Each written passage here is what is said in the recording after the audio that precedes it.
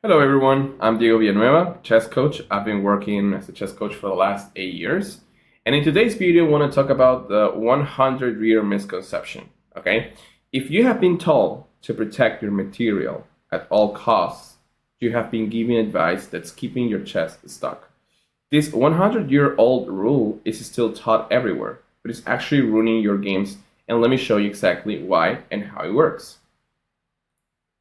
So this is one of the most big, one of the biggest myths when it comes to understand points and understand an advantage. Okay, the material myth.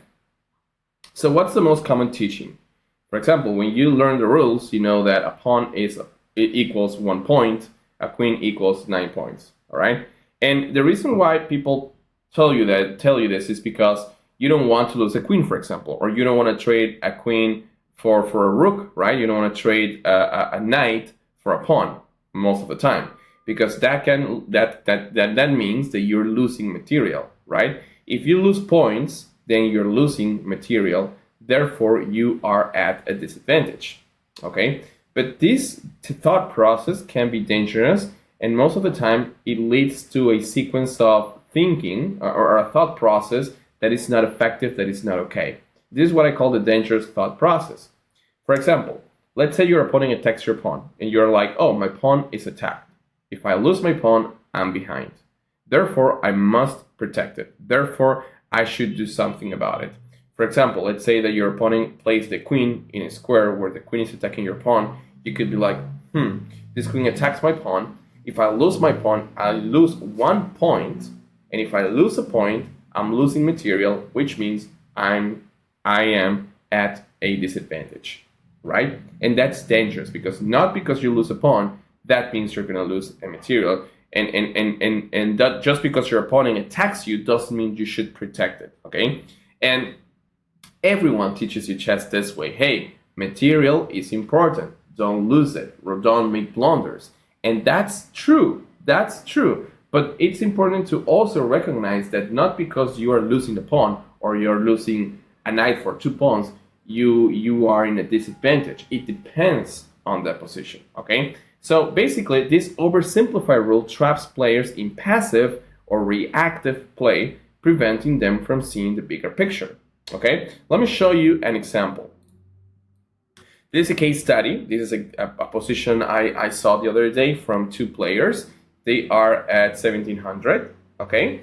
And, online. And this is what I call the reactive play trap. Take a look at this. Black just played the move queen from d6 to b4.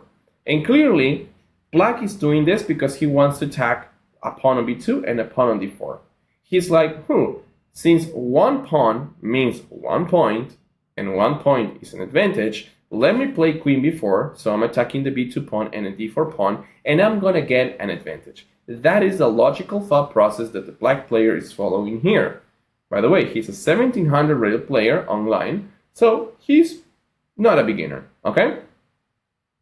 So this thought process is dangerous because you are neglecting your king in the middle.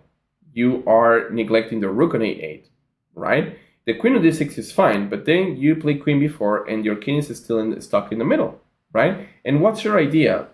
Taking on b2? Taking on d4? Not good. Definitely not good.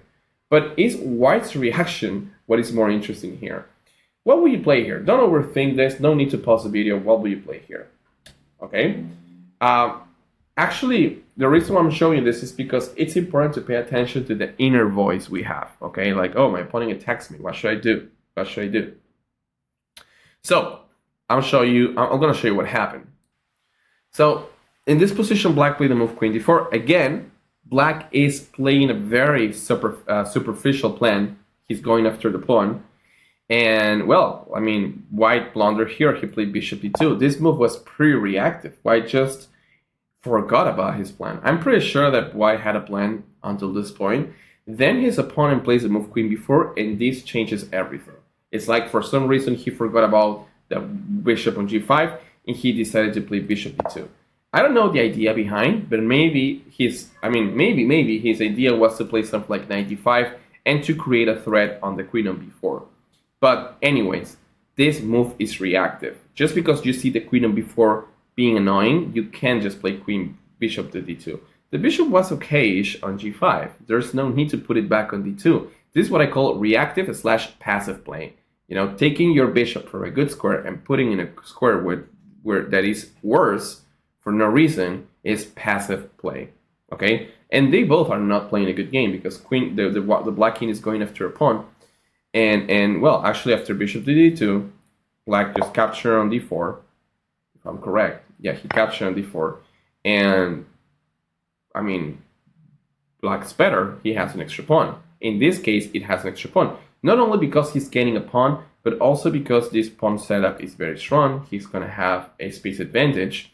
And if black has one big problem is the king in the middle, but he's just one move away from castling the king. And after that, once black fixes his problems, that extra pawn is going to be important.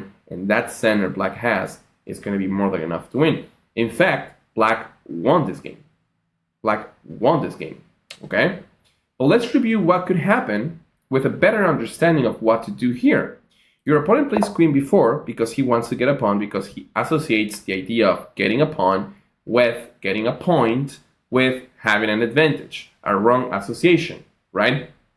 And this is something that has been taught the same way for years, which has a value, but there's a big misconception about it. And not because you have a pawn or you lose a pawn, that means you have or you don't have an advantage. The best thing you can do is first observe what's going on, scan the position, and realize that your opponent hasn't accomplished the development. The king on e8 is not good. So here you could sacrifice one of the pawns. And one move that is very strong is queen to g4, with the idea of putting pressure on g7 and putting pressure on e6, but with the idea of opening lines against the king. And if black continues with his plan of queen takes b2, there's a wonderful move with rook takes e6 check. And this is going to be checkmate in few moves. After pawn takes and queen takes e6 check. King f8 is the only move. Take a look at how this bishop cuts this diagonal. Bishop d6 check. This is a very famous motive. And after this, checkmate. Beautiful checkmate, by the way. Doesn't matter if you lost a pawn on b2. That is irrelevant. Okay? When you're playing the middle game, you should have a systematic approach to realize if the attack of your opponent is okay or is garbage. And if it's garbage, you can ignore him and do your thing, not be that reactive. You can tell someone is being reactive when the person loses his focus when he's playing chess. It's like he got a plan, then his opponent attacks something, and he was like, whoop. He put all his attention from one side to the other and start reacting in a very poor way. Have you ever wondered why sometimes you play good chess, but sometimes you make moves that you don't understand? That's because most likely you're conditioned to react to the ideas of your opponent. And most of these ideas are not even strong, you see? But they work because you are being reactive. You don't have a systematic approach to take advantage from bad moves from the opponent. Queen b4 was a poor idea, okay? With the king in the center, you can't simply play like that, all right? So again, yes, one pawn equals a point, but losing a point or gaining a pawn doesn't guarantee the advantage. Okay, with that being said, please don't blunder. All right, don't blunder. But it's important that you realize this. So let's talk about the protection, right? Because we don't like to lose material, right? We don't want to blunder. We don't want to give away 2 pawns just because, right? But let's discuss this moment where white brings the bishop from g5 to d2. That move was completely unnecessary. Okay, white wasted the tempo on a move that wasn't truly required, and it created new weaknesses. You know, then the move created new vulnerabilities in white's position, inviting further attacks. That d4 pawn just was, that pawn was captured the next move. Also, let's talk about the passive pieces. The bishop moved from an active square to a very bad square in d2, blocking everything. And the attacking setup was ruined, completely ruined. White's potential attacking plans were completely derailed after the move bishop d2, which actually happens quite often. Now you can be like, who can play like that, right? Who can go from a good position to a worse position? All of us. Most of the time we make very bad moves just because we are very reactive. The opponent attacks us, we don't want to lose material, and then we start playing poor chess. And that's the problem, okay? White went from having a great chance to win the game to losing a pawn and therefore losing the game when he could win. And there's actually a bigger problem. I think it's the confusion, okay? For example, most people, YouTubers, tell you some stuff like, hey, be aggressive, attack the king, create threats, right? Gotham Chess can give you examples of that, which are okay within a context. And then Hikaru can say something like, hey, sometimes you just need to be patient. Sometimes you just need to defend accurately, to calculate lines accurately, and wait for your moment, okay? And both advice are okay. Sometimes one player can tell you, hey, attack. Another player can tell you, hey, defend. And they are okay.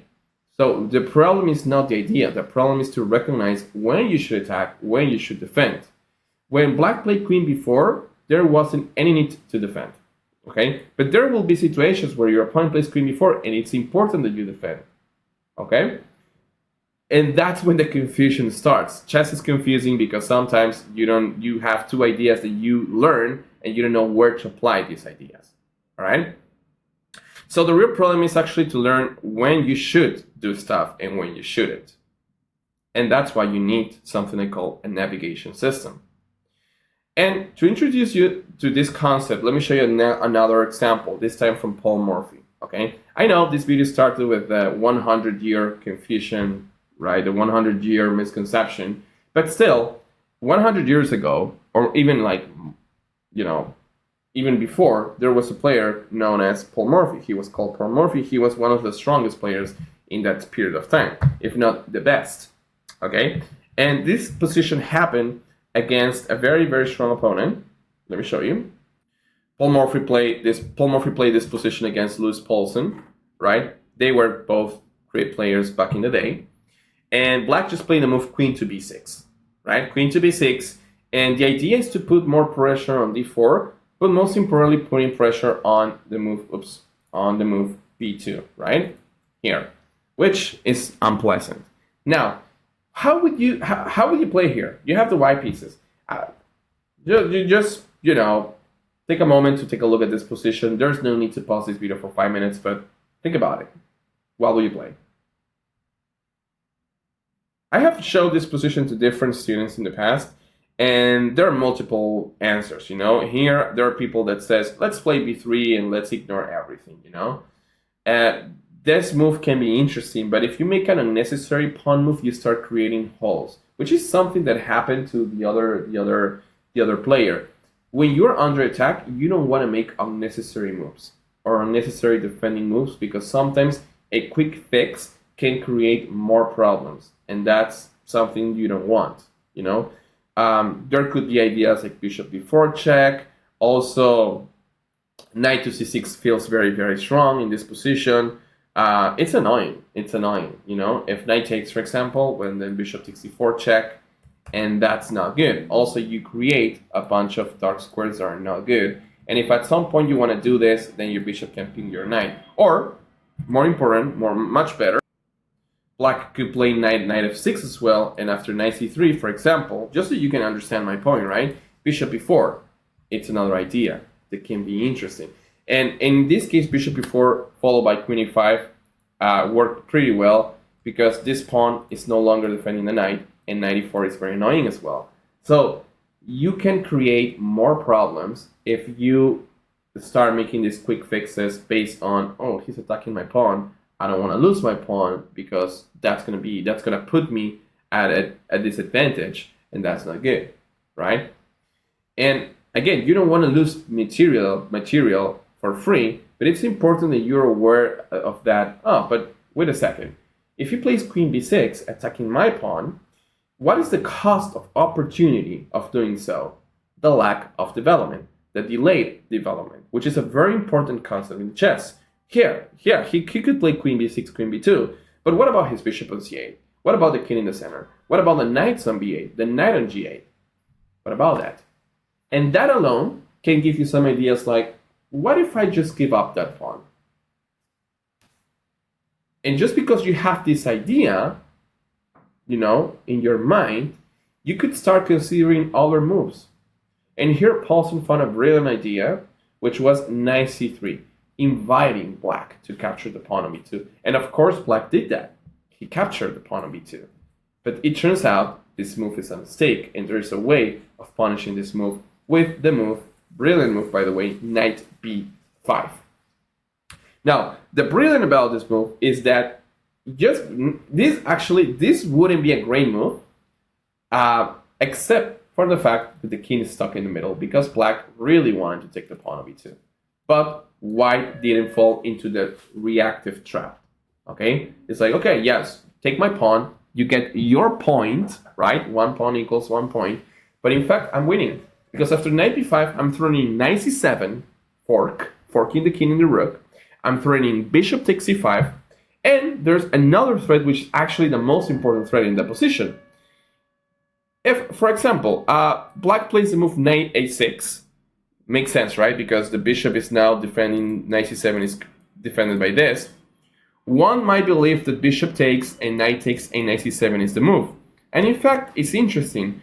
But in this position, given how everything is, given how the setup, given how the black queen doesn't have any squares, rook b1 in this position can be very interesting as well. Rook b1 here is an interesting move I would consider, because in this position, if you notice, like this queen and this knight defend the rook attacks the queen, and also, and the queen is now completely trapped. Like the knight and queen defends the rook, the queen is trapped, you can go to a3 because knight takes, and that's pretty bad, you see? So that's actually the real threat. In fact, here Paul simply the move bishop takes e3.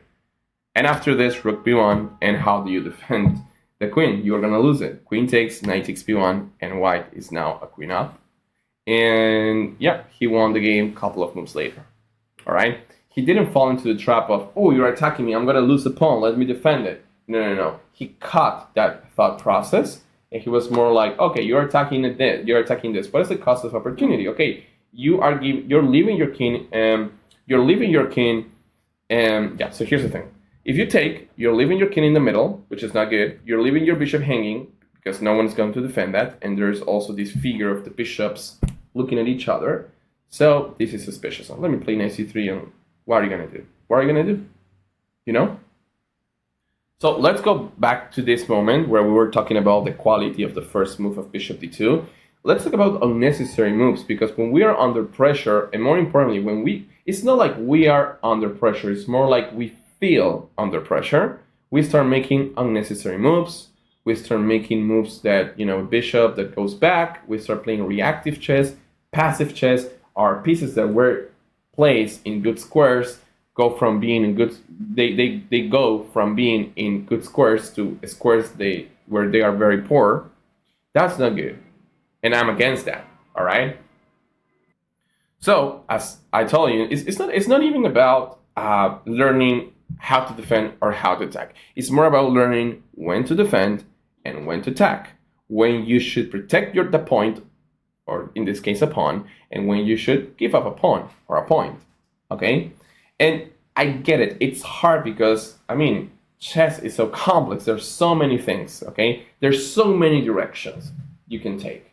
And that's why I'm telling you, if you want to improve your chess, you really need a navigation system. And I hope this makes sense. And that's why I recommend you to, get what I call a middle game navigation system, a middle game navigation playbook, which is one of the things right now. I just created this system where actually you can turn any confusing moment to a moment where you can be more clear on what to do. What is the new direction, Because chess is it's very, very complex. You can, in the middle game, you have so many plans, so many ideas, or maybe you don't even you don't have an idea. And that's another part of the spectrum, which is very tough. Like, okay, I'm clueless about what to do, right? Ideas of, for example, doubling rooks in an open file, but you don't know when you should do that, all right? Or maybe you have ideas where you can put a knight on a good square, but you don't know when you should do that. So this navigation system can help you to avoid the confusion and know exactly what to do at one moment. So this is a clear system that helps you to orient yourself in any position, okay? It gives you strategic direction, It helps you to identify when you should attack, when you should build up your position first, when you should be patient, when you should wait, and when you should unleash all your attack. And the most important thing, it put an end to the confusion. Okay, because sometimes we learn ideas from YouTube videos, and it's like, okay, I get it. I know the importance of creating a battery against H7, but when should I do this? Or much worse, you can actually apply ideas, and then your opponent punish you for that idea. And it's like, oh, why this idea works so well with higher rated people, and when I try to implement it, it doesn't work because you don't have the right navigation system. Okay, and this is basically an invitation for you to go to this link and get this system. This is what I call the Middlegame navigation playbook. It's just $5, and I think it can help you a lot to understand better when you should attack, when you shouldn't, and you will learn an important concept: the build-up. Okay. In case you are more in the spectrum of not knowing what to do, like playing the opening, not knowing what to do after the opening ends, or having so big ideas, right? The Middlegame navigation playbook can help a lot to understand what to do and always have a direction. Like, oh, just be patient, let's do this, blah, blah, blah, blah. I think it's going to structure your thinking in a much better way, and you'll have a bunch of cool stuff once you get it. So if you want to get it, you will find the link below the video, and also you can find it here. You can actually go to this URL and see this. And this is pretty much it. As a recap, don't just make a move when you're under attack and you feel under pressure, and especially when you know you can lose something.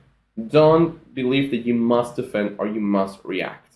Okay? Yes, losing a pawn equals losing a point. Okay? But that's not necessarily truth. That's how we teach chess, and this is how chess has been taught for the last 100 years, all right? To understand the importance of how to trade or how to exchange properly. Most of the time, you don't want to trade a pawn for a queen, right? But there are so few exceptions where you can do that. You don't want to trade a rook for 2 pawns, but there are moments where you can do that, okay? The most important thing is to understand when you should and when you shouldn't. And of course, in the context of the middle game, that's hard, that's tough, and there's no systematic approach to do so. So if you want to learn how to do it when you should and when you shouldn't, I recommend you this course. And that's pretty much it for today. I hope you can implement this stuff and start thinking about it, regardless of you getting the course or not. And if you like this class, well, subscribe and like it, and share this video with your chess peers. And that's pretty much it. I hope you enjoy this, and see you in the next videos.